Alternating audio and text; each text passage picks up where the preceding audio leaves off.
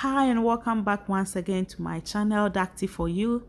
Today I'm going to share with you how I make this simple salad. So here are the ingredients that you will need. So I have here my cucumbers, avocados, carrots, minced bell pepper, tomatoes, sausage, onions, egg, and ketchup. So here in a saucepan, I'm going to add in some oil. So add in about a half teaspoon of olive oil. You can use coconut oil or any oil of your choice.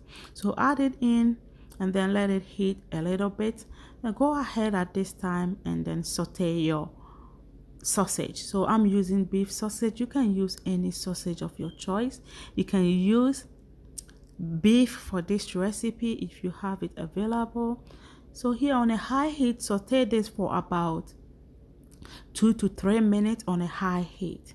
So this is after 3 minutes and this is how it's looking like. So here go ahead and then add in all your minced bell peppers. So we are adding in the bell peppers at this time and then the onion. So the bell peppers, if you have only the green bell pepper available, you can use. If you have all 3 colors, 4 colors, you can use, but use what you have available. Yeah, I always tell you to use what you have and what works for you. So here on a high heat, you just stir fry this for about 2 minutes and then you turn off the heat. So this is about 2 minutes, 2 to 3 minutes, and this is how it's looking like. It's all done at this time. Just look at how beautiful it is. So I did not add any salt to this, nothing, because the sausage already have some salt in it. So just go ahead and then turn off your heat and set this aside. So this is how it's looking like. In a clean bowl, go ahead and then pour in your mixture, that is the stir fry, the ingredient that you stir fry, the sausage, everything. Pour everything in at this time. Yes, and guys, this is so simple and so yummy.